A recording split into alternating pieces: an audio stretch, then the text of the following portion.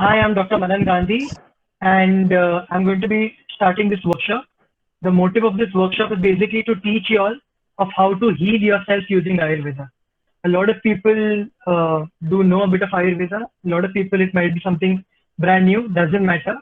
My goal here is to take the years of peace, of learning, and of experience and put it into a very short capsule sized workshop where I can actually teach you things which you can practically use for yourself and for your loved ones. I have done this workshop a few times before as well. I haven't done it recently for the past 1.5 to 2 years, but I have a few success stories I think I'd like to share until people come in.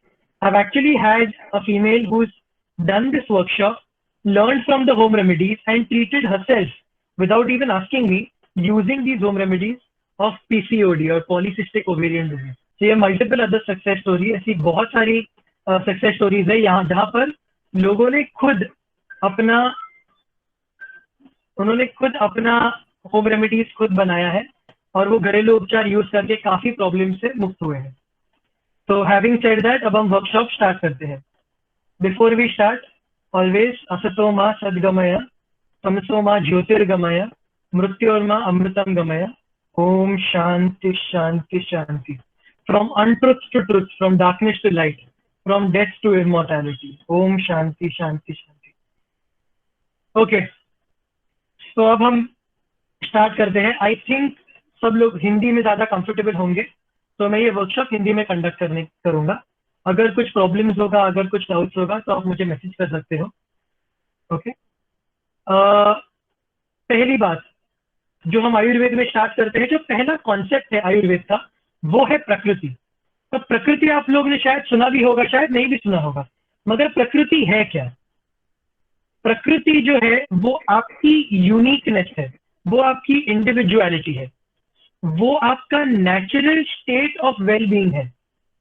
For example, आप में से काफी लोग ऐसे होंगे जो मानो कुछ भी करो आपका वजन बढ़ता नहीं, और आप में से काफी उतने भी लोग होंगे जो मानो कुछ भी करो आपका वजन घटता नहीं. यानी आप रियलाइज करते हो कि हर इंडिविजुअल डिफरेंट है. फॉर एग्जाम्पल, हम हर बार बोलते हैं कि हमारे बाजू वाले ने ये किया और उसका तो इतना वेट लॉस हो गया, या तो उसका ये प्रॉब्लम सॉल्व हो गया, मैंने एग्जैक्टली सेम चीज किया, मुझे क्यों नहीं फर्क पड़ा. तो पहली बात, हमको ये पता तो है मगर हम ज्यादा डिटेल में नहीं सोचते कि प्रकृति यानी हमारी इंडिविजुअल सेल्फ दूसरों से काफी भिन्न या डिफरेंट होती है. तो जब हर एक इंडिविजुअल डिफरेंट होता है, तो हर एक इंडिविजुअल को एक ही प्रकार का डाइट, एक ही प्रकार की दवाई, एक ही प्रकार का अगर हम ट्रीटमेंट करें तो उसमें साइड इफेक्ट्स आते हैं, क्योंकि सर्टेन प्रतिशत लोगों को वो चीज सूट नहीं होती. तो साइड इफेक्ट्स का जो कॉन्सेप्ट है, ये इसीलिए है क्योंकि हम प्रकृति नहीं देखते और हम शॉटगन मेथड करते हैं, यानी वन ड्रग सर्व्स ऑल, एक पैरासिटामोल सारे फीवर के लिए. जब हम ऐसा करते हैं तो पैरासिटामोल पॉइजनिंग है, तो उसके साइड इफेक्ट्स हमको दिख सकते हैं. आयुर्वेद में, रिमेंबर दिस, आयुर्वेद में we treat individual not diseases. हम फीवर को ठीक नहीं करते, हम आपको ठीक करते हैं, और आपको ठीक करते हैं तब आपकी प्रकृति, आपकी विकृति, ये सब समझ के करते हैं. तो मैं एक के बाद एक सब चीज एक्सप्लेन करूंगा, मगर पहला जो कॉन्सेप्ट है वो प्रकृति का है. प्रकृति को अगर हम देखें तो यानी इसके ऊपर मैं डेप्थ में जाऊंगा जैसे वर्कशॉप हमारा आगे बढ़ेगा, मगर प्रकृति जो होती है वो कुल मिलकर 7 कैटेगरीज में हम उसको डाल सकते हैं. वात पित्त कफ, वात पित्त, पित्त कफ और वात कफ, और 7 है सम, यानी तीनों एक मात्रा में. ये हो गई प्रकृति की बात. अब आयुर्वेद का थोड़ा बैकग्राउंड मैं आपको देता हूँ. Ayurveda is a 5000 year old science. करोड़ों लोगों पे, सेंचुरीज से ये टेस्टेड है, वैलिडेटेड है, और इसमें सिंपल डेफिनेशन है डिजीज का. जब हम हमारे नेचुरल ओरिजिनल सेल्फ या ओरिजिनल प्रकृति से इनबैलेंस हो जाते हैं या डिविएट हो जाते हैं, तब हम उसको विकृति कहते हैं. प्रकृति से डिविएट होना ही विकृति है. इसको हम डिजीज के तौर में देखते हैं. तो हेल्थ का जो डेफिनेशन है वो आयुर्वेद का बहुत डीप है. इसमें नॉट ओनली फिजिकल, मेंटल, मगर स्पिरिचुअल एस्पेक्ट भी बहुत इंपॉर्टेंट है. समदोष, समग्निश, समधातु, मलक्रिया, प्रसन्न आत्म इंद्रिय मनः स्वस्थ इत्यभिधीयते। यानी सारे दोष, यानी सारे फंक्शनल जो सेल्यूलर एक्टिविटीज है वो करेक्ट तरीके से हो, समदोष सम अग्निश्य, सारे मेटाबॉलिज्म और कैटाबॉलिज्म और एनाबॉलिज्म जितने भी कन्वर्जन हो वो करेक्ट तरीके से हो। सम धातु यानी सारे टिश्यूज वेल फॉर्म्ड हो। मलक्रिया यानी एक्सक्रीशन करेक्ट हो। बेसिकली फिजिकल डेफिनेशन है ये। प्रसन्न आत्म इंद्रिय मनः स्वस्थ इत्यभिधीयते। यहाँ कहा गया है कि इफ यू आर सेटिस्फाइड, प्रसन्न, संतोष with your entire body mind complex, that means कि आपका आत्मा जो है वो आपके बॉडी के अंदर स्थित है, प्रसन्न है, स्टेबल है और आप प्राकृत कंडीशन में हो। यानी this takes the definition of health much beyond the physical, not just to the mental but also to the spiritual. That is the definition of health in Ayurveda. Ayurveda is basically a science not of just treating diseases, but it's more of a science of life, of how we need to live life. I'm going over just the basics right now, and then we start delving into slowly I'll start taking you deeper and deeper and deeper. We're giving you a lot of practical understanding of what you can do. आप क्या कर सकते हो कि practical ideas भी मैं आपको देते जाऊंगा। पहले समझना ये है कि हमारे पास आज के जमाने में बहुत सारी चीजें अवेलेबल है। मॉडर्न मेडिसिन बहुत फ्रीली अवेलेबल है। आपको एवरी सिंगल गली में एक एलोपैथिक डॉक्टर मिल जाएगा, एक जनरल प्रैक्टिशनर मिल जाएगा, बड़े बड़े हॉस्पिटल्स है, काफी चीजें हैं। तो आपको समझना है कि आपको आयुर्वेद कब जाना है, मॉडर्न मेडिसिन के पास कब जाना, according to what I feel is right, using what is best. पहले तो हम दोनों को थोड़ा समझ लेते हैं। मॉडर्न मेडिसिन जो है वो ह्यूमंस को एक मशीन की तरह समझता है और उसके पार्ट्स को बराबर से समझता है। अगर कोई पार्ट आपका हिल जाता है तो उसको मैकेनिकली करेक्ट करना, ये मॉडर्न मेडिसिन का साइकोलॉजी है। फॉर एग्जाम्पल, मैं हर बार बोलता हूँ कि मॉडर्न मेडिसिन बहुत कन्वीनियंट ट्रीटमेंट है। कन्वीनियंट इसीलिए है कि वो क्विक फिक्स के बहुत फोकस करता है। यानी अगर आपको अभी बुखार है तो ऐसी दवाई देना कि आपका बुखार बैठ जाए और आप अगले दिन काम पे जा सको। क्विक फिक्स के लिए, अक्यूट प्रॉब्लम्स के लिए, रिलीफ के लिए very useful. It's also very convenient science, वो बहुत कन्वीनियंट है क्योंकि कभी आपकी गलती बहुत रेयर होती है। नॉर्मली गलतियां बैक्टीरिया की होती है, वायरस की होती है, जर्म्स की होती है, मच्छर की होती है, कुत्तों की होती है, आपके कोई चिकन में कोई खराबी है, वहां कोई फ्लू हो गया, बैट्स की होती है। बेसिकली नेचर की गलती है कि आप बीमार पड़ते हो। अगर नेचर की गलती है कि आप बीमार पड़ रहे हो तो आप क्या करो? एक लेक्चर था मेरी यूनिवर्सिटी में, wherein a surgeon had come, a very reputable surgeon, I'm not going to name him, had come and he basically tried to tell us, he was from an allopathic perspective, कि पूरी दुनिया आपको मारने के लिए तुली है। आप जैसे मर जाओगे बैक्टीरिया इन्फेक्ट करके आपको खा जाएगा। पूरी दुनिया आपको मारने पे तुली है और आपको अपने आप को बचाना है। ये वर्ल्ड व्यू और ये मेंटालिटी से एलोपैथी काम करता है। मैं जज नहीं कर रहा हूँ कि वो करेक्ट है कि रॉन्ग है, मगर मैं सिर्फ उसको पेश कर रहा हूँ। If the entire nature is trying to kill you, तो आप क्या करोगे? You will start protecting yourself. तो आप बैक्टीरिया, वायरसेस, जर्म्स सैनिटाइज कर दोगे, बार बार नहाओगे। अगर कोई मैं सर्जिकल मशीन से यूज करूंगा तो उसको बार बार मैं ऑटोक्लेव करूंगा। वैसे आजकल तो किचन में भी ऑटोक्लेविंग स्टार्ट हो गया है। हर चीज को हम धोएंगे। हम जितना हो सके प्रकृति से दूर जाने की ट्राई करेंगे कि प्रकृति हमको अफेक्ट ना करे, without really understanding that humans can not go away from nature, we are part of nature by itself. But allopathy has some brilliant things, specifically great surgical जो know-how है, because of excellent machines and excellent surgical practices, allopathy के पास emergency practices, surgical practices और diagnostic machines बहुत बढ़िया है। I think you should make use of all of these things when needed. जब हम आयुर्वेद की बात करते हैं तो आयुर्वेद जो है वो ह्यूमंस को एक मशीन की तरह सिर्फ नहीं समझता, बट एक होलिस्टिक तरीके से समझता है। It doesn't consider it to be just a part that is bad. इसका मैं आपको एक सिंपल एक्सप्लेनेशन देता हूँ। मान लो कि अगर लंग्स में आपको खराबी है तो एलोपैथी कैसे दिखेगा कि लंग्स में है तो लेफ्ट लंग में है कि राइट लंग में है? राइट लंग में। अगर राइट लंग में है तो अपर लोब, मिडिल लोब या lower lobe? Lower lobe. Lower lobe में कौन सी सेक्शन में है? और वहां पर जाके टारगेटेड ट्रीटमेंट करेगा। जबकि आयुर्वेद जो है वो कंप्लीटली डिफरेंट तरीके से ट्रीट करेगा। If you have a problem in the lower lobe, it will try and treat the lungs. No, it will treat the respiratory system. No, it will treat the organism. आपको बहुत holistic तरीके से treat करेगा। अब वो कैसे करेगा ये मैं थोड़े स्लाइड्स के बाद उसके ऊपर आऊंगा। आयुर्वेद जो कहता है वो कहता है कि rather than trying to kill the bacteria virus and germs, because हाँ उसकी जरूरत एक लेवल के बाद पड़ती है, मगर मेन फोकस उसका ये है कि आप आपकी बॉडी की इम्यूनिटी ऐसी बढ़ाओ और नेचर के साथ इतने ट्यून में हो जाओ कि आपको इम्यूनिटी के कारण वो डिजीजेस ऑटोमेटिकली प्रिवेंट हो जाए, rather than trying to kill nature and trying to kill these bacteria viruses. एक जो आयुर्वेद में ड्रॉबैक है, जैसे एलोपैथी में मैंने कहा तो ग्रेट बात है, आयुर्वेद में बहुत कुछ ग्रेट है, मगर एक जो ड्रॉबैक है वो है सुप्रीम कोर्ट का एक रूलिंग है, आयुर्वेदिक प्रैक्टिशनर खुद अपनी दवाइयां बना सकता है। अब अगर आयुर्वेदिक प्रैक्टिशनर ने करेक्ट तरीके से हमारी अपनी दवाई नहीं बनाई, क्योंकि अगर उसने अपने बैकयार्ड में बनाई है और अगर वो आपको देता है वो दवाई जो वेल फॉर्म्ड नहीं है, मान लो उसमें स्टेरॉइड्स डाले गए हैं, हेवी मेटल्स है, that can be a very big problem. So preferably when you are going to an Ayurvedic doctor, एक बात हमेशा ध्यान में रखना, you should go to a person who is well known, who is a good Ayurvedic doctor and probably does not manufacture his own medicines too much, gets FDA approved medicines that are very standardized. Okay, तो अब मैं आता हूँ थोड़ा holistic, जब मैं बात की थी आयुर्वेद के बारे में तो मैं थोड़ा अब आपको होलिस्टिक कैसे है उसके ऊपर थोड़ी बात करूंगा। डिजीज जो होता है, मैंने एक्चुअली बहुत सारे साइंसेस देखे हैं, बहुत सारे सिस्टम्स ऑफ मेडिसिन है, बहुत सारे हीलर्स हैं, मगर till date I have not come across a single system of medicine apart from Ayurveda that works on all 4 causes of diseases. 4 cause होते हैं, आहार, विहार, आचार और विचार। आहार यानी आपका फूड, आप जो खाते हो उससे बीमारी आपको आ सकती है, ऑब्वियस है।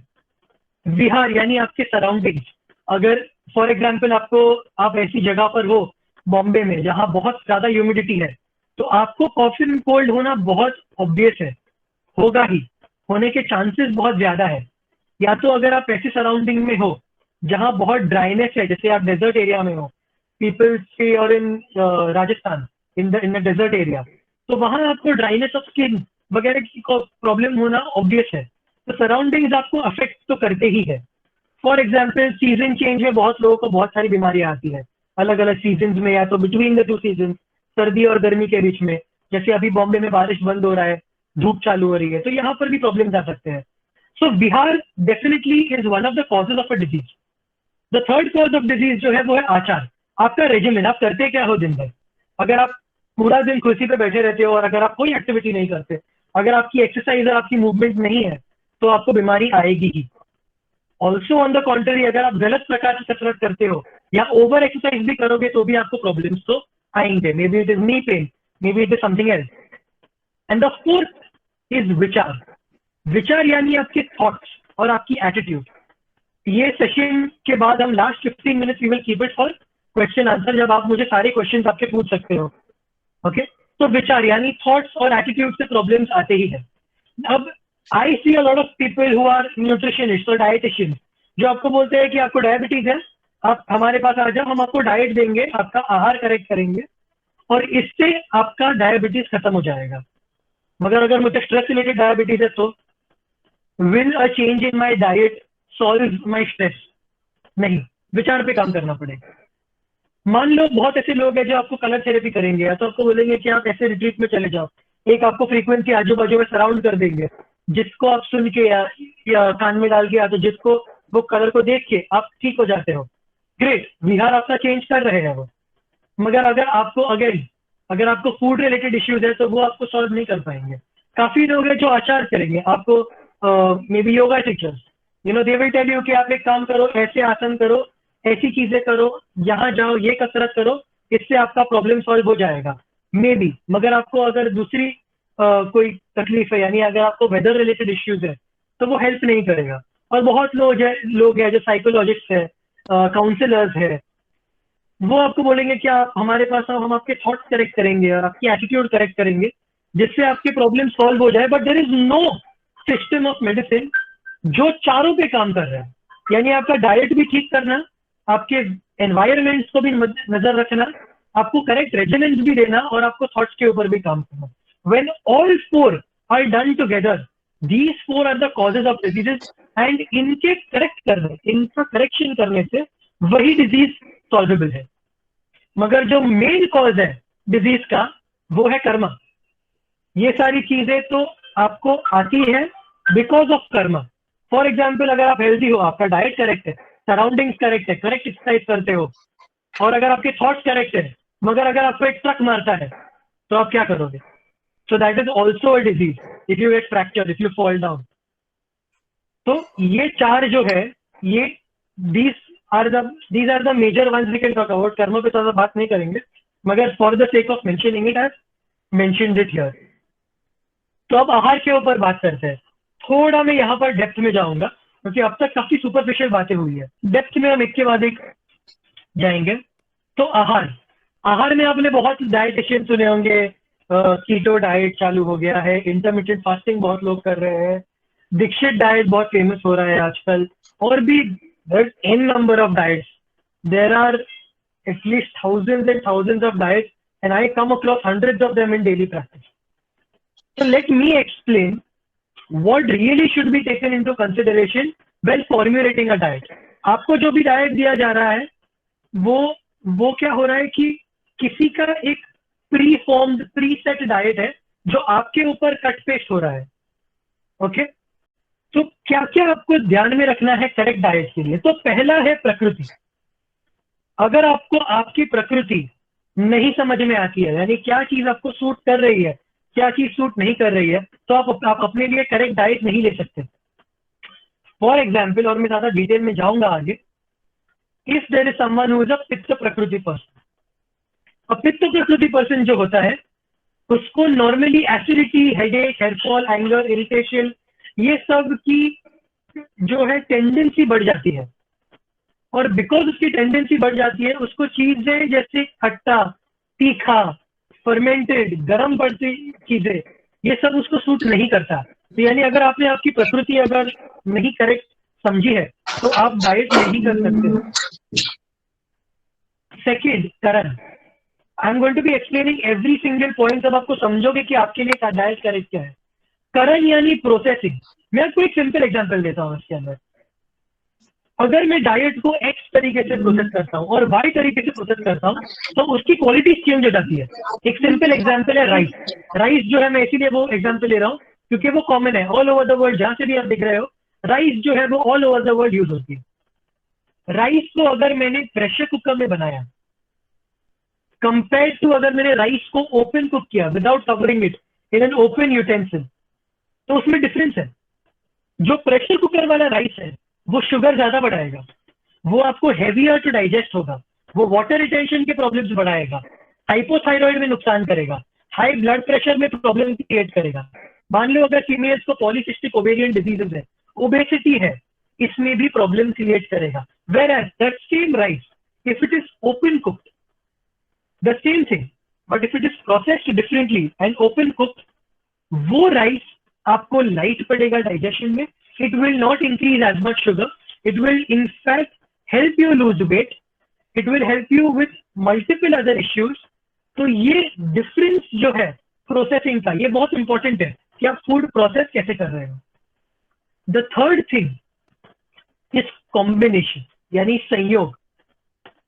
संयोग यानी मैं आपको कुछ एग्जाम्पल्स देता हूं, not some examples I am particularly proud of, मगर फिर भी जब मैं छोटा था, when I was in school, I knew Ayurveda from quite a while. मैं काफी छोटा था तब से आयुर्वेदा आता था मुझे। तो मुझे कभी कभी स्कूल नहीं जाना होता था, लाइक ऑल किड्स। मैं बहाने बनाता था कि I am not feeling well, I don't want to go. But मेरे मदर एंड फादर अनफॉर्चुनेटली मुझसे ज्यादा स्मार्ट है, तो वो मुझे हमेशा पकड़ के स्कूल में तो भेज ही देते थे। तो मैं क्या करता था, I used to abuse the fact that I know Ayurveda, और मैं संयोग को अब्यूज करता था। पहले जो बीच पे इनफैक्ट शायद अभी भी होता है, एक जूस और सूप वाले आते थे, और वो गर्मा गर्म सूप और एक ठंडा जूस देते थे हेल्दी वर्जन में। तो जो भी वहां पर वॉक करता था वो वहां पर पीता था, और मैं भी ये लेता था। सो आई न्यू कि अगर मैं ठंडा और गर्म का संयोग या कॉम्बिनेशन करता हूँ तो मुझे अगले दिन बुखार आएगा। तो मैं क्या करता था कि मैं गर्म सूप, उसके ऊपर एक ठंडा जूस, फिर से एक गर्म सूप, फिर से एक ठंडा जूस, फिर वॉक करने के बाद एट द एंड अगेन एक गरम सूप और एक ठंडा जूस पीता था, smiling and knowing full well कि मुझे अगले दिन बुखार आएगा और स्कूल नहीं जाना पड़ेगा। This is not something that you should learn from, but I am just trying to tell you कि अगर आप गलत कॉम्बिनेशन करते हो, मैं ये नहीं कह रहा हूँ कि जूस अच्छा नहीं है या सूप अच्छा नहीं है, मगर कॉम्बिनेशन अच्छा नहीं है गरम ठंडे का। Few other combination, milk and fruit नहीं अच्छा कॉम्बिनेशन है, विरुद्ध आहार है। विरुद्ध मीन्स इनकम्पैटिबल आहार यानी फूड, इनकम्पैटिबल फूड है। फिश और मिल्क एक और एग्जाम्पल है, इनकम्पैटिबल फूड। ठीक है, तो ये सारी इनकम्पैटिबल फूड है। अगर हनी और घी को इक्वल मात्रा में ले तो वो भी इनकम्पैटिबल है, पॉइजन बन जाता है, विषय बोलते हैं उसको। तो ये हो गया कॉम्बिनेशन। तो अगर आप अपनी डाइट डिसाइड करते हो तो you should know if you are not making a mistake in the combination. नहीं तो बाकी सब करेक्ट किया तो भी आपको प्रॉब्लम आ जाएंगे। The next is quantity. काफी लोगों को मैं देखता हूँ जो कि उनकी क्वांटिटी मेंटेन नहीं होती है, बहुत थोड़ा खाते हैं या तो बहुत ज्यादा खाते हैं। तो आपको कितना खाना चाहिए, इसके लिए आपको करेक्ट क्वांटिटी जानने के लिए यू शुड नो कि आपकी अग्नि कितनी है। अग्नि यानी आपकी डाइजेस्टिव फायर, आपकी डाइजेस्टिव कैपेसिटी कितनी है। ये जो सीजन है मॉनसून, यहाँ पर क्या होता है कि आपको फॉल्स हंगर बहुत आता है, इसीलिए सारे जो रिलीजन है आपको फोर्सिबली फास्ट करवाते हैं। जैन्स का पर्यूषण होता है तो हिंदूज का श्रावण होता है, मुस्लिम्स का रोजा होता है, क्रिश्चियंस का भी फास्ट होता है। Other religion are not too aware of, but probably something of that sort. ये monsoon and post monsoon heat में, ये तो जिस प्री मानसून के टाइम पे आता है, क्योंकि बहुत पुराना कैलेंडर चलते आ रहा है तो थोड़ा आज के डेट में आगे पीछे हो जाता है, but it's approximately somewhere next to monsoon, चौमासा, राइट। सो हियर आपको फॉल्स हंगर होती है, यानी आपको एक्चुअली डाइजेस्टिव फायर कम होता है, मगर फिर भी खाना भजिया है। भजिया को क्या बोलते हैं, पकोड़े, पकोड़े खाने हैं, correct, sorry for that, right. So you should know what राशि और what amount of food you should have according to your digestive fire. अब आपकी डाइजेस्टिव फायर चेक करने के लिए आगे आएगा, शायद आज मैं कवर नहीं कर पाऊंगा, मगर आप नेक्स्ट जो वर्कशॉप के डेट्स है उसमें मैं आपका अग्नि कैसे चेक करते हैं उसका एक प्रैक्टिकल बताऊंगा कि आपको क्या क्या स्टेप्स करने हैं, जिससे आप मुझे रिपोर्ट बैक करोगे कि आपकी अग्नि कितनी पावरफुल है। उससे आपको एब्सोल्यूट आइडिया मिल जाएगा कि प्रैक्टिकली आपको कितना और कैसे खाना चाहिए। नेक्स्ट, देश, जियोग्राफी, इसके ऊपर मैं थोड़ा ज्यादा बात करूंगा कि ये मेरा थोड़ा फेवरेट सब्जेक्ट है। देश के ऊपर बात करते हैं तो आजकल ये चीज कोई देखता ही नहीं है, ना डाइटिशियन देखते हैं, ना कोई न्यूट्रिशनिस्ट देखते हैं, ना कोई डॉक्टर देखते हैं, बहुत कम लोग समझते हैं ये, और अगर समझते भी है तो बहुत कम लोग इसको प्रैक्टिस में लाते हैं। Let me give you an example. I am not aware of the eastern side of India too much with their diet, but the western side I am pretty aware. So let me give you an example of the western part of India, और उस example को मैं दे के आपको explain कर सकता हूँ कि ज्योग्राफी या देश का इंपॉर्टेंस क्या है। So let's start, और मैं काफी बार ये टॉक्स में बोल चुका हूँ, अगर a few of you all probably have seen my Instagram live, वहां पर भी मैंने इसके बारे में काफी बात किया है। तो जब मैं देश की बात करता हूँ तो let me start from the north side of the country, away from the equator, और हम धीरे धीरे इक्वेटर की तरफ यानी साउथ की तरफ बढ़ते जाएंगे। तो लेट्स स्टार्ट विद पंजाब। अगर यहाँ से कोई पंजाबी होगा तो आप लोग शायद इस पर रिलेट कर सकते हो, अगर नहीं भी होगा तो शायद आपको पता होगा पंजाब में क्या डाइट है। तो वहां परोठे हैं, मक्के की रोटी, sarson da saag, very heavy to digest, very nutritive meals.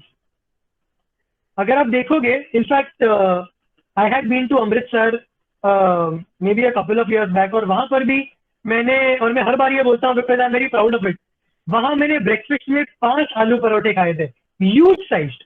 I normally can not have so much in the entire day, मगर मैंने सुबह सुबह उठ के early morning in that cold winter मैंने 5 आलू के परोठे खाए थे, बिकॉज वहां पर मेरा डाइजेशन काफी बढ़ गया था, मेरी अग्नि काफी बढ़ गई थी वो ज्योग्राफी में। तो वहां पर हैवी फूड्स आपको, वहां पर आपको हैवी फूड्स खा सकते हो आप, ओके। और let's go little bit down south, let's go to Rajasthan. Rajasthan में अगर हम जाते हो तो वहां पर जो, अगर मारवाड़ी या फिर राजस्थान से अगर यहाँ पर है तो आप मुझे करेक्टली बता पाओगे कि राजस्थान में लोग दाल बाटी में घी बिल्कुल नहीं डालते, वो घी में दाल बाटी एम्प्टी कर देते हैं। The amount of ghee that you have is ridiculous, मगर वहां वो जरूरी है। जरूरी वो इसीलिए है क्योंकि वो डेजर्ट एरिया है, ड्राई एरिया है और वहाँ लुब्रिकेशन नहीं होता। हाँ, अगर यहाँ पे आप लोगों में से किसी को ये लगता है कि पानी या वाटर लुब्रिकेटिंग है, तो लेट मी टेल यू कि पानी लुब्रिकेटिंग नहीं है। Water in fact is drawing in nature. वो आपके बॉडी को सूखा कर देता है, मगर वेटी करके। यानी अगर आप क्रिकेट देखते हो तो अगर पिच के ऊपर पानी स्प्रिंकल होता है और फिर अगर धूप लगती है तो पिच में क्रैक इनफैक्ट बढ़ जाते हैं। तो पानी जो है वो इवेंचुअली ड्राई कर देता है, पहले वेट करता है। कोई भी इंडस्ट्री में, कोई भी पार्ट ऑफ द वर्ल्ड में लुब्रिकेशन या लुब्रिकेंट के तौर पे पानी यूज नहीं किया जाता। ओके, तो वहां पर आपको घी खानी जरूरी है डेजर्ट एरिया में, क्योंकि वहां लुब्रिकेशन की जरूरत है। नेक्स्ट हम आते हैं गुजरात में। तो अब परोठे से हमने स्टार्ट किया था, मक्के की रोटी, परोठे। अब गुजरात में पतली रोटियां हो गई है, मगर फिर भी खाने का जो ओवरटोन है, खाने का जो स्वाद है वो मीठा है। फिर भी थोड़े गाठिया वगैरह तो है ही जो डिफिकल्ट टू डाइजेस्ट है। थोड़ा हम और साउथ में आ जाते हैं, महाराष्ट्र में आते हैं।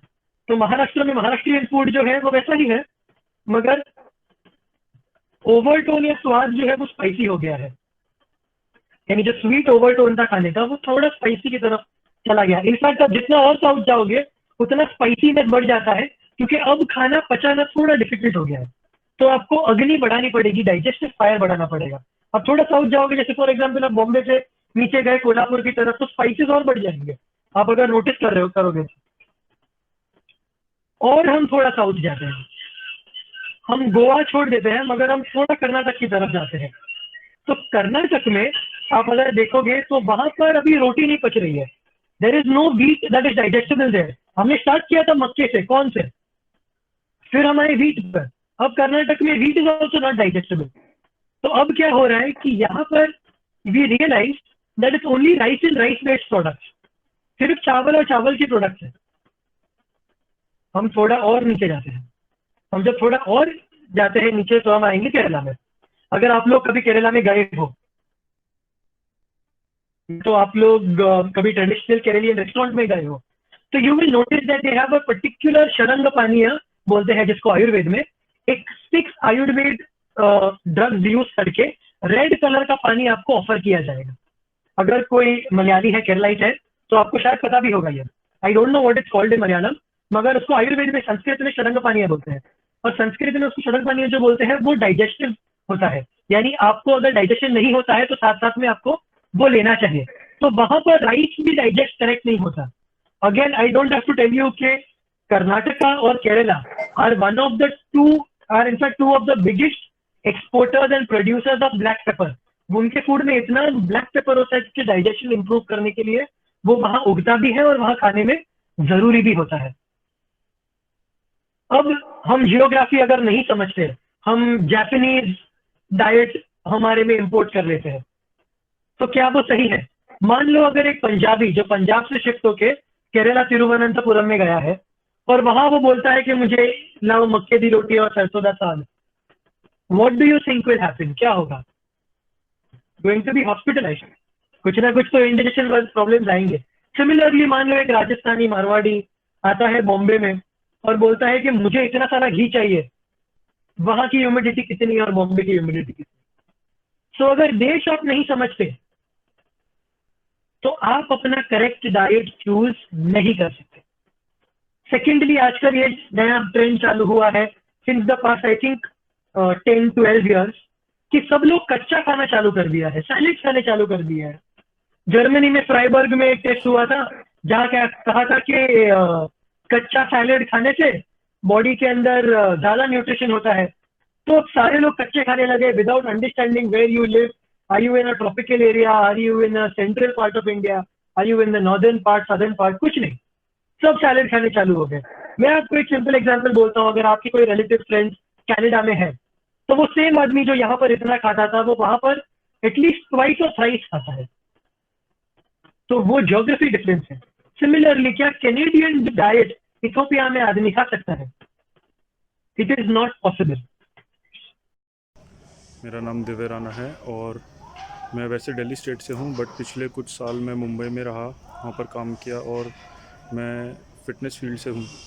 मैंने बचपन से ही हमेशा से फिटनेस प्रैक्टिस की और हमेशा अपने न्यूट्रिशन पे बहुत ध्यान दिया है, और यूजुअली मेरे को कभी कुछ प्रॉब्लम हुई नहीं। लेकिन मुंबई शिफ्ट होने के 2 से 3 साल के अंदर ही मैंने रियलाइज़ किया कि मुझे काफ़ी सारे डाइजेस्टिव इश्यूज़ हो रहे हैं, मेरा डाइजेशन अच्छे से नहीं हो रहा है, I was not able to sleep properly, मेरी नींद ठीक से नहीं आ रही थी, और ऐसे छोटे छोटे इश्यूज स्टार्ट होने लगे हेल्थ से रिलेटेड, जो कि मुझे लगा कहीं ना कहीं मेरे न्यूट्रिशन से रिलेटेड है। फिर मुझे एक मीटिंग में डॉक्टर मनन मिले और मैंने उनसे बात किया कि कैसे कैसे मुझे डाइजेशन में इश्यूज़ हो रहा है, जबकि मैं हर रोज़ 1 से 2 घंटे में वर्कआउट कर रहा हूँ, मैं अपने खाने का ध्यान दे रहा हूँ, मेरे क्वांटिटी बहुत अच्छी रख रहा था, अपने न्यूट्रिशन की क्वालिटी बहुत अच्छी थी, स्टिल मुझे समझ नहीं आ रहा था। बाद में जब मैंने इनसे बात की तब मुझे उन्होंने समझाया किस तरीके से मेरा डाइट और मेरा न्यूट्रिशन और मेरा जो भी चाइल्डहुड से जो भी मेरे हैबिट्स थे वो इस स्टेट, वेदर और क्लाइमेट के अकॉर्डिंग सूट नहीं कर रहा है।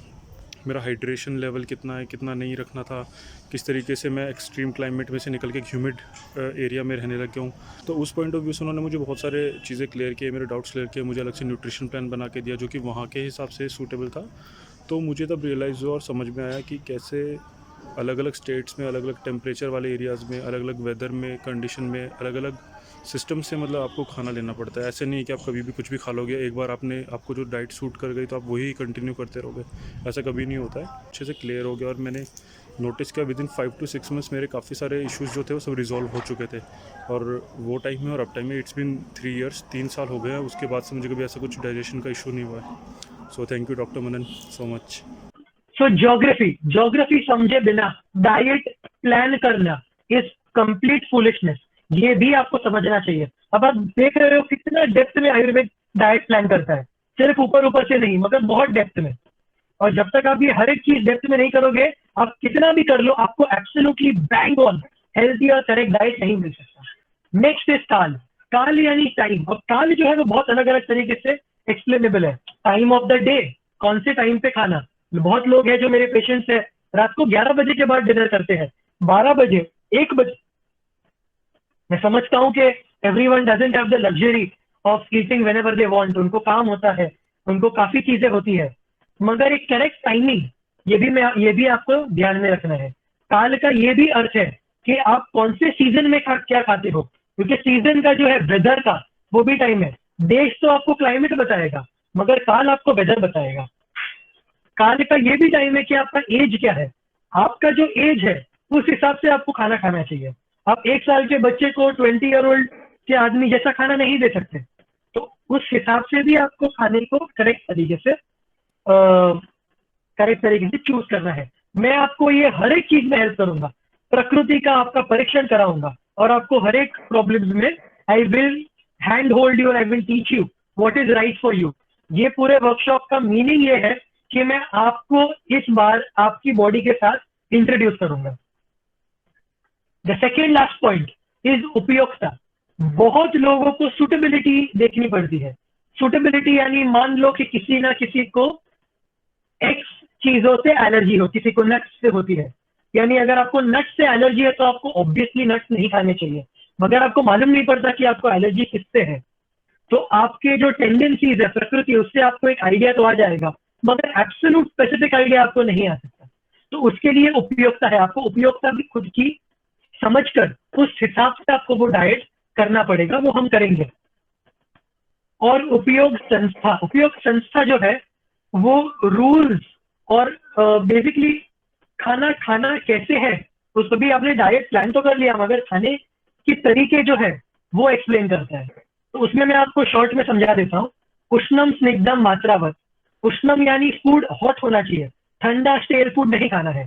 स्निग्धम यानी वो ड्राई पाउडर नहीं खा सकते, थोड़ा सा उसमें अंक्चुअसनेस, लुब्रिकेशन, स्निग्धता, स्नेहता ये होनी चाहिए। मात्रावत यानी every single item in the food की करेक्ट मात्रा होनी चाहिए। आचार का भी एक रोल है। हमारे हमारे थाली में आचार भी होता है। आचार सिर्फ नुकसानदायी है ऐसा नहीं है, मगर आचार को सब्जी जितना खा लो तो उसको पक्का नुकसान करेगा। आचार जो है वो अग्नि प्रज्वलित के लिए काम आता है। नाति द्रुतम नाति विलंबितम यानी बहुत फास्ट अगर खाते हो तो आपने सब कुछ करेक्ट किया, मगर अगर आपका स्पीड ऑफ ईटिंग बहुत फास्ट है या तो बहुत स्लो है, नाति विलंबितम, तो भी आपको प्रॉब्लम करेगा। बोले बिना, हंसे बिना, और कंसंट्रेशन के साथ जब आप खाना खाते हो in clean utensils, hygienic utensils, तब ये सारे पॉइंट्स अगर आप करते हो तब जाके आप अपनी हेल्थ और आपके आहार के जो पार्ट है उसको आप करेक्ट करते हो। आप खाली ये डेप्थ समझिए, एक पॉइंट है सिर्फ आहार, इसके अंदर का आप डेप्थ समझिए। अभी तो मैंने आपको बहुत शॉर्ट में समझाया है। व्हेन वी गो अहेड मैं आपको पूरी लिस्ट दूंगा कि क्या क्या चीज है जो इजी टू डाइजेस्ट है, क्या क्या है जो न्यूट्रिशियस है मगर फिर भी इजी टू डाइजेस्ट है, क्या ऐसी चीजें हैं जो शायद आपको पता नहीं है मगर बहुत हैवी टू डाइजेस्ट है। ये सब आपको आगे आगे मैं बताऊंगा। Okay, so this is about one of the factors जो हमने बात की थी आहार की। अब थोड़ा आयुर्वेद को मैं थियोरेटिकली पहले समझाऊंगा, प्रैक्टिकली हम शायद ये सेशन में सब चीज नहीं कर पाएंगे, बट थियोरेटिकली मैं आपको जिस तरीके से आप समझाऊंगा शायद इस तरीके से इवन आयुर्वेद डॉक्टर्स ने भी नहीं समझा होगा, because this is a very different way of understanding. In fact इसके ऊपर मेरा एक पीयर रिव्यूड इंटरनेशनल जर्नल में पब्लिकेशन भी है जहां मैंने आयुर्वेद को क्वांटम फिजिक्स में समझाया है। और थोड़ा मैं टेक्निकल भी शायद जाऊंगा, थोड़ा मैं डिटेल में भी जाऊंगा। मेरा रिक्वेस्ट ये है कि आप थोड़ा ट्राई करिए कॉन्सेंट्रेट करने का and try to be with me during this explanation. The first thing that we start doing is हम थोड़ा एक साइंटिफिक तरीके से इस यूनिवर्स को समझने की ट्राई करते, फिर उसमें से हम 5 एलिमेंट्स है क्या उसके ऊपर आएंगे। साइंस में साइंटिस्ट ने first thing they try to do is उन्होंने ट्राई किया कि बिल्डिंग ब्लॉक ऑफ नेचर क्या है। बिल्डिंग ब्लॉक ऑफ नेचर यानी कि ये पूरा ब्रह्मांड कौन सी अणु चीज से बना है, कि वो उसको अगर हम समझ जाए तो हम पूरा ब्रह्मांड को समझ जाएंगे। इसकी खोज में साइंटिस्ट उन्होंने चालू कर दिया।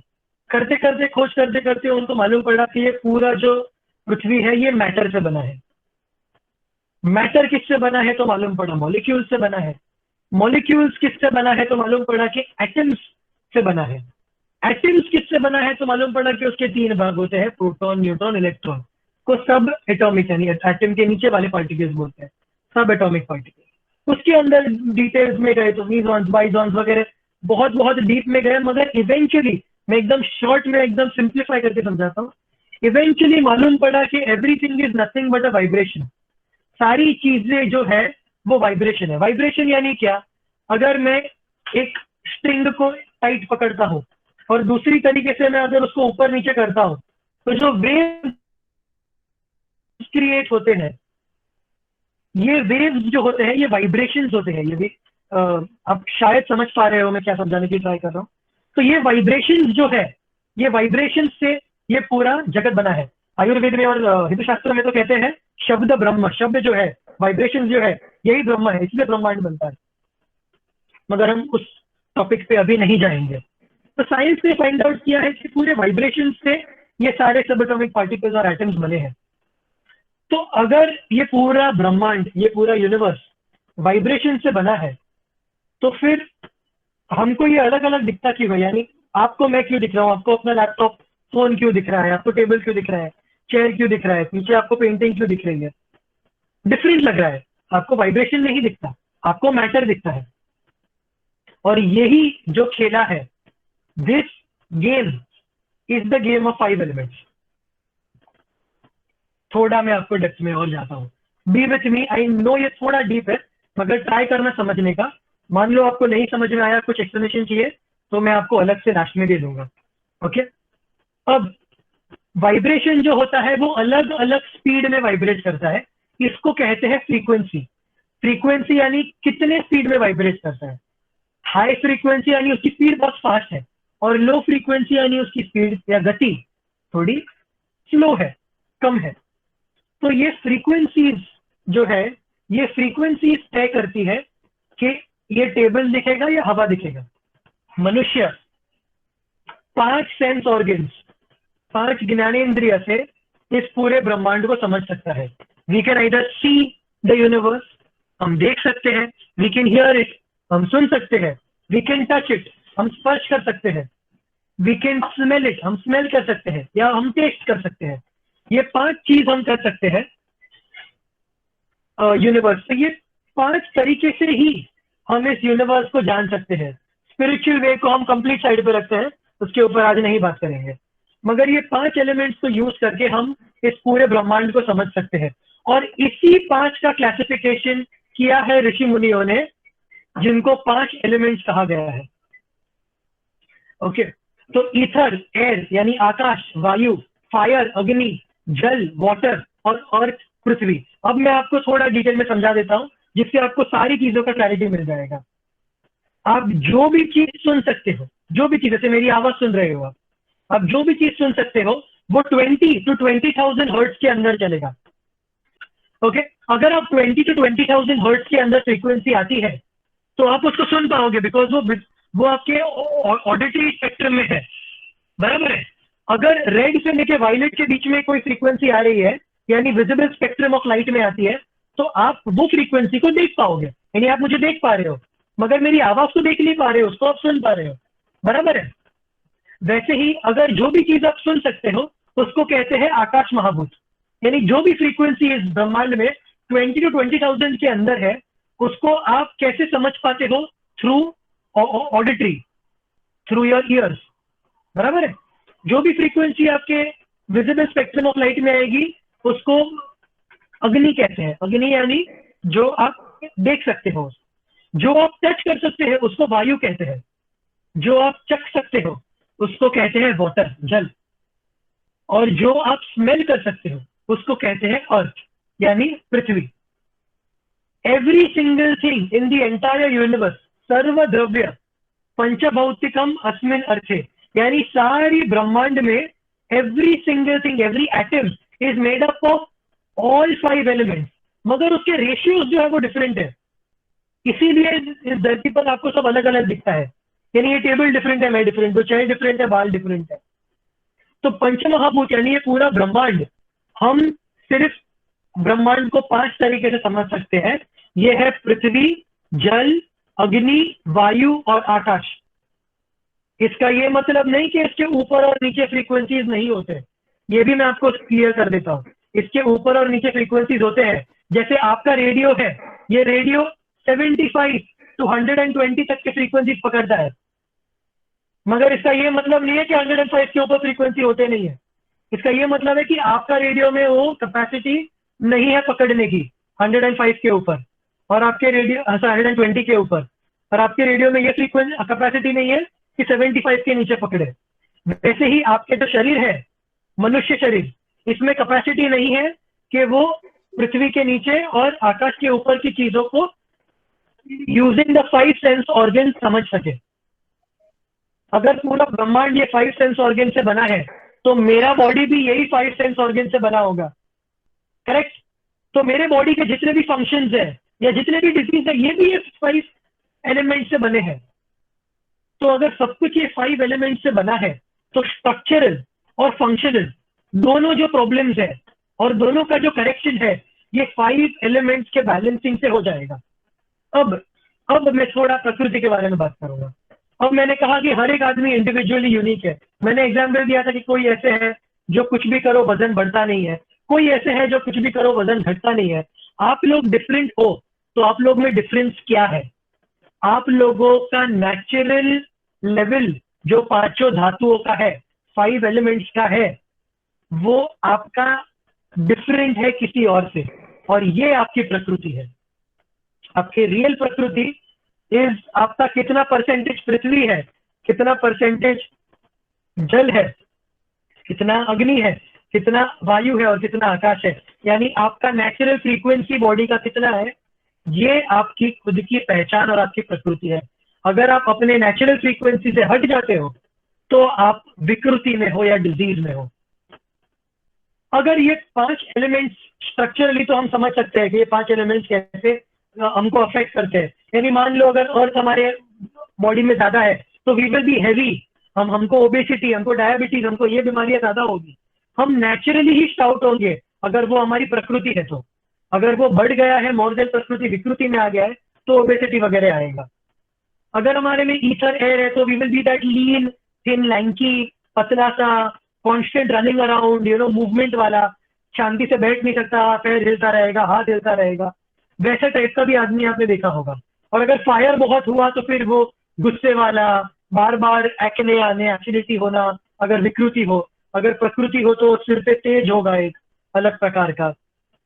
तो आपको आइडिया अभी धीरे धीरे आने लगा कि ये प्रकृति कैसे आपको ये पंचमहाभूत से आपकी प्रकृति डिटरमिन कैसे होती है और आपको आइडिया कैसे आता है।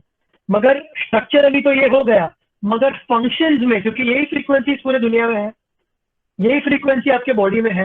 तो मान लो कि आपके बॉडी में अगर एक प्रकार की यानी अर्थ और वाटर, इन प्रकार की फ्रीक्वेंसीज अगर बढ़ गई, तो ये जो फ्रीक्वेंसी बढ़ गई यानी आपका कफ बढ़ गया, एनाबॉलिज्म बढ़ गया। एनाबॉलिज्म यानी कि बॉडी के अंदर चीजें डिपॉजिट जमा होना, और एनाबॉलिज्म यानी दो छोटे पार्टिकल एक बड़ा पार्टिकल नहीं बनता, बेसिकली बढ़ना, ग्रोथ। एनाबॉलिज्म बढ़ गया है। तो यानी आपको कफ दोष जो है वो ये दो फ्रीक्वेंसीज बॉडी में ज्यादा होने से जो फंक्शंस आपके बॉडी में होते हैं, इस फंक्शंस के ग्रुप को बोलते हैं कफ दोष। अर्थ और वाटर की फ्रीक्वेंसी शरीर में बढ़ने से जो सेल्यूलर लेवल पे फंक्शंस बढ़ते हैं, इन फंक्शंस को बोलते हैं कफ दोष। मैं उसके ऊपर भी डिटेल में आऊंगा, हर एक दोष में आपको समझाऊंगा। अगर फायर की फ्रीक्वेंसी आपके शरीर में बढ़ जाती है, वाटर इसके ऊपर अब भी साइड पे रख दो, सिर्फ फायर को पढ़ो। मैंने वाटर लिखा है और वो करेक्ट भी लिखा है, मगर मैं वो बाद में समझाऊंगा जब मैं पित्त पे आऊंगा तभी डिटेल में। अगर फायर की फ्रीक्वेंसी आपकी बॉडी में ज्यादा है, बढ़ गई है, बराबर है, तो वो फायर की फ्रीक्वेंसी बढ़ने से आपके जो सेल्स रिएक्शंस करते हैं, वो रिएक्शंस का जो ग्रुप होता है फंक्शंस का, उसको, वो फंक्शंस को हम बोलते हैं पित्त। यानी अगर वो फंक्शंस बढ़ गए तो हम बोलते हैं पित्त बढ़ गया, अगर वो कफ वाले फंक्शंस बढ़ गए तो हम बोलते हैं कफ बढ़ गया। वैसे ही अगर आकाश और वायु, ईथर और एयर की फ्रीक्वेंसी बढ़ गई, तो वो बढ़ने से जो सेल्स के फंक्शंस बढ़ जाते हैं, वो ग्रुप ऑफ फंक्शंस अगर बढ़ जाते हैं तो वो ग्रुप ऑफ फंक्शंस को कहते हैं वात, और बढ़ने को बोलते हैं वात बढ़ गया, घटने को बोलते हैं वात घट गया। तो ये है वात पित्त का फ्रीक्वेंसी से अफेक्ट हुए गए ग्रुप्स ऑफ फंक्शंस, बराबर। जैसे आप बहुत सारे फंक्शंस को एक ग्रुप में डाल देते हो कि अगर ऐसे प्रकार के फंक्शंस हुए, मैं आपको एक सिंपल एग्जांपल दे देता हूं कि अगर आप एक फैक्ट्री के ओनर हो, बराबर है, और आप पैकेजिंग करते हो किसी चीज का, तो अगर पैकेजिंग में आपके बॉटल्स बनने बढ़ गए, बॉटल्स की प्रोडक्शन बढ़ गई, तो आप बॉटल्स बनने के पूरे प्रोसेस को बोलोगे वात। फिर अगर बॉटल के कैप के प्रोडक्शन के पूरे ग्रुप को बोलोगे पित्त, और लेबलिंग को बोलोगे कफ। तो ये पूरा एक ग्रुप ऑफ फंक्शन है, खुद सिर्फ एक फंक्शन नहीं है। वैसे ही शरीर में ग्रुप ऑफ फंक्शन है, वात, पित्त और कफ। इनके सिवा कोई फंक्शन नहीं होता बॉडी में, क्योंकि इनके सिवा कोई एलिमेंट ही पॉसिबल नहीं है। तो अगर ये फंक्शन को हम समझ ले, और ये समझ ले कि हमारे बॉडी में कौन सा फंक्शन करेक्ट है और कौन सा एबनॉर्मल है, उसको माइनर ट्वीक करने से, और कैसे ट्वीक करना ये मैं आपको सिखाऊंगा, उसको ट्वीक करने से आप बीमार पड़ोगे ही नहीं। और अगर आप बीमार हो तो आप अपने आप को without consulting any doctor, anyone, specially minor issues को फॉर श्योर आप अपने आप को ठीक कर लोगे। नेक्स्ट, ये मेरा एक पिक्टोरियल रिप्रेजेंटेशन है वात पित्त कफ का, कि कैसे वो बनता है। All right, so before we go into the Vata dosh, the Pitta dosh and the Kapha dosh, I am stopping my PowerPoint presentation right now. So I'm sorry, but मैं try कर रहा हूँ कि मेरी 5.5 years of आयुर्वेदिक स्टडी, ऊपर से उसकी और 3 साल की MD, और मेरी 8th स्टैंडर्ड से अब तक की जो एक्सपीरियंस है, वो सब मैं आपको क्रैम करके 6-7 घंटे में ला दूं, because this is something that will enrich in your life. ये आपकी लाइफ को इतना एनरिच करेगा, क्योंकि सिर्फ थियरी नहीं है, आगे मैं आपको हर एक को होम रेमेडीज दूंगा। इनफैक्ट मैं आपको पूरी लिस्ट दे दूंगा, आप उसको मैं शेयर भी कर दूंगा पीपीटी, आप उसको प्रिंट कर सकते हो, फ्रिज पे लगा सकते हो, और अब आपको छोटी छोटी बातों के लिए डॉक्टर के पास नहीं जाना पड़ेगा। It will not only help you, but it will reinstate Ayurveda into your entire family if done right. Okay,